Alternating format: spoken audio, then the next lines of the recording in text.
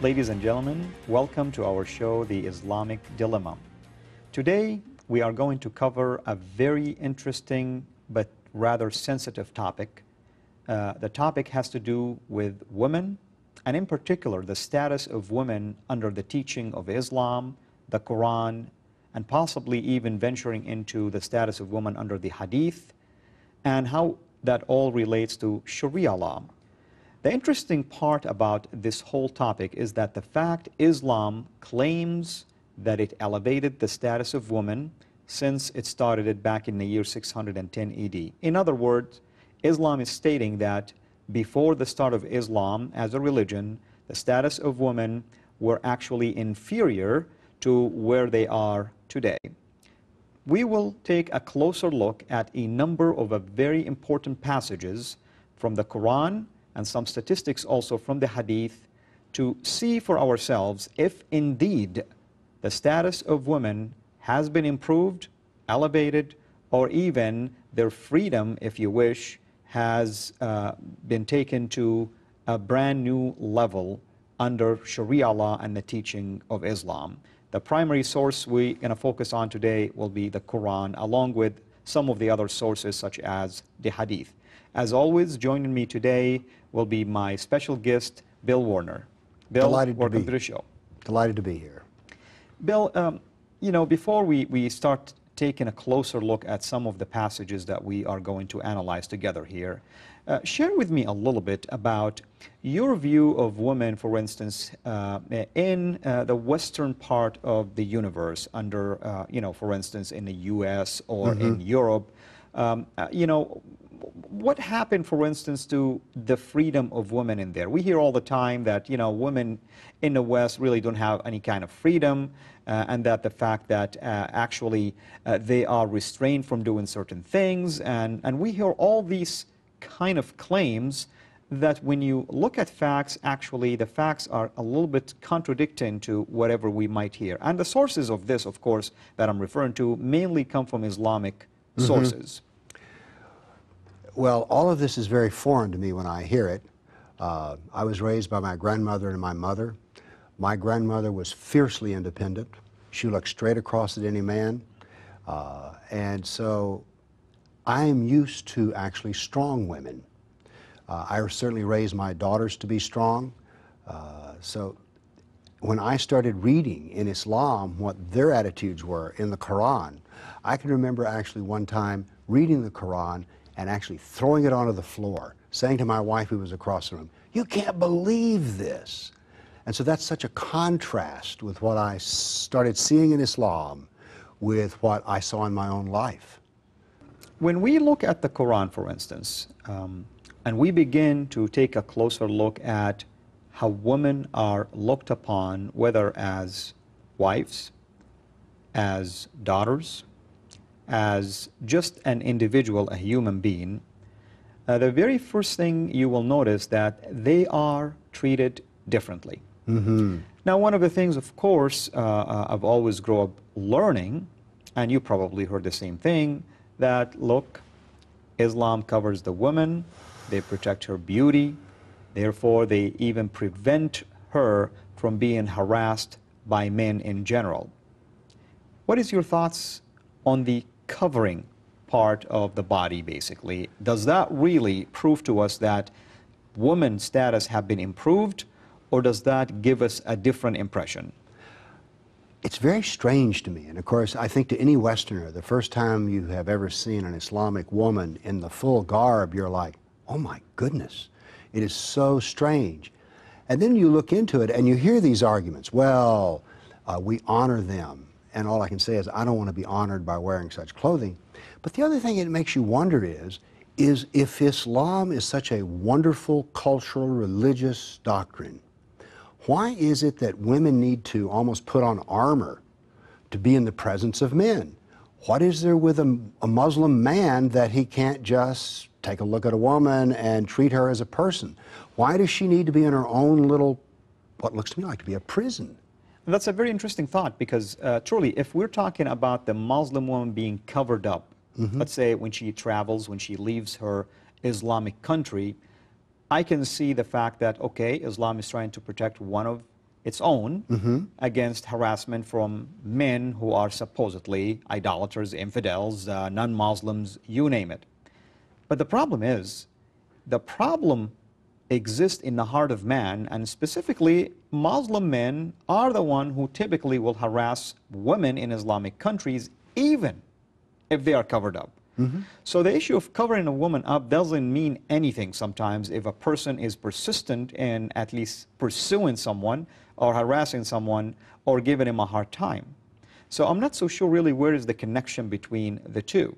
In fact, if we look at the story, Bill, of when did this command even come about, we noticed that this command took place actually in Medina, which means Islam really didn't care that much about covering women and protecting them for at least 13 years. Well, the arguments that are given for veiling, why weren't they true in Mecca? Why is this? Because we are taught that in Medina, now that Muhammad has, of course, a lot of followers, he has more wives now. The story goes that some of his wives and the wives of the other believers who are his followers would go out at nighttime, go to the wilderness, and basically the purpose and bathroom. You know, forgive me, going to the bathroom basically, and supposedly there were some men that are roaming the streets at nighttime and they are harassing them, and the idea came by Umar that maybe the Prophet need to ask his wives and the wives of the believers to cover themselves up, therefore they can be distinguished from slave women. Apparently the command to wear modest clothes and cover yourself up, including covering your hair and covering your body and your arms, has to do with distinction also between a slave and a free woman. Now, let me ask you this question. Does that give you the impression that Islam actually protected women in general when it's still distinguishing between a free and a slave? Obviously not. If we're going to protect women, why wouldn't you protect a female slave? Instead, this almost brings the slave woman out as a target, if it's necessary to be clothed to be around Muslim men, which again is strange. Well, certainly, of course, I can add to what you just commented about the slave woman. Myself, as a former Muslim, and you know, you don't even have to be a Muslim or a former Muslim to know that the Quran teaches that men were allowed to enslave women, and they call them what your right hand possess, basically. It's almost like a good, a product that you have, along with cattle and land and treasury and everything else. And just because she's a slave woman that belongs to the man, unfortunately, Islam also allows the man to even sleep with her without any marriage, because she belongs to him as his own property.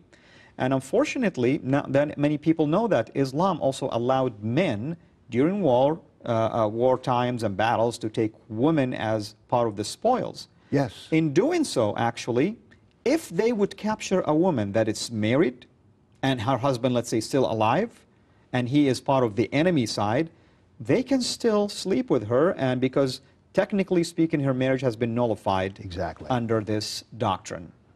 Any comments on that? The thing I always think of when I think of this is sex slave. I mean, this is a complete subjugation of the woman. And for all this thing about respecting women, why is there no respect of this married woman's status? Why does that suddenly disappear just because a military battle was lost, basically? Again, ladies and gentlemen, we're trying to prove our point here that when it comes to Islam, indeed, our analyses will show that Islam has no regards whatsoever, as Bill just mentioned, to women at all, whether they are slave women, non-Muslim women, or even, as we will continue now to show, that even Muslim women have lost actually their status in terms of being respected as a human being. I remember I was watching a YouTube video made by a Muslim young man, and it's like in a humorous way, and he's talking about the different types of so-called hijab, or the covering. And he was like, in a humorous way, and showing women what is the difference between the real hijab and the hijab that they sometimes invent, which in his mind is not hijab at all. He used a very important statement. He says, women need to understand that by covering themselves and wearing the appropriate Islamic hijab, now the man has to look at her as a person, not as an object. Now, this says a lot to me, Bill. What is your reaction of a statement like this? My reaction, of course, is just the opposite. When she's in this garb, which is like a canvas coffin, she becomes an object. I mean, they're not even distinguishable. They are object-like. I saw, once again, a photograph that was on the internet in which it was in Saudi. A Muslim man is taking picture of, we guess it's a family, and they're in the full black with the niqab, so we only see their eyes. But you look at these 6 women he's taking a picture of, and you kind of wonder, what's the purpose? It's 6 black objects. How would you even know which one was your daughter or wife or anything? Interesting point. Now, I want to emphasize to our viewers that we're not here propagating the idea that women should not dress up in a modest way. Absolutely not. We're not also stating that Muslim women should even remove the hijab or the burqa or the niqab or whatever you want to call it. But we are trying to address the issue that does the Muslim woman have the freedom to choose for herself what kind of a dress or a modest dress, for instance, that she can wear. I mean, Bill, what's wrong, for instance, with dressing up with long pants and long sleeved shirts and just being just modest that way? What is the problem with something like this? Well, I don't know. I don't have a problem with it, for sure, but it's almost like this covering has to be, well, for one, purely Islamic. And I see it as, in some way, as a cultural assertion even, is that modesty in a woman is only defined by Islam. There is no other modesty other than Islam. Right. And you know, the troubling thing to me is we always hear that Islam actually protected women by asking them to cover themselves up, therefore eliminating the danger of rape. Unfortunately, rape crimes in Muslim countries are prevalent and are in the same probably arena as we see it in other countries that are non-Islamic. So what does the hijab do in this case? I mean, it didn't do anything. It did not protect a woman. In fact, women in the US or in Europe who are not covered up with hijab, they can walk safely. They're not going to be worried about a man jumping over them just because they're not dressed up in a modest way. So, I mean, this dilemma is something that is always confusing to me. The other thing that's confusing to me is, and I come back to the political side of it. For instance, when we have a woman who is a government official and she goes to some Muslim country, are we really concerned that Hillary Clinton, if she doesn't have a scarf on, is going to be gang raped on the tarmac? No, that's silly. There is no danger to, and I choose Hillary just because I remember seeing a picture of her with a scarf on. In that case, it's more like a political statement of Islam's demand that everyone submit to their rules. And that's indeed how Islam operates, and specifically how Sharia law works. Once again, ladies and gentlemen, we are addressing a very sensitive topic. It has to do with Muslim women and their status under Sharia law and the Qur'an and Islam in general, and not just Muslim women. The status of women in general. What we're trying to show to you today that if Islam indeed has improved the status of women, then we need to have an explanation by at least sincere Muslims to the many passages that we will be sharing. For now, Bill, we're going to take a quick break.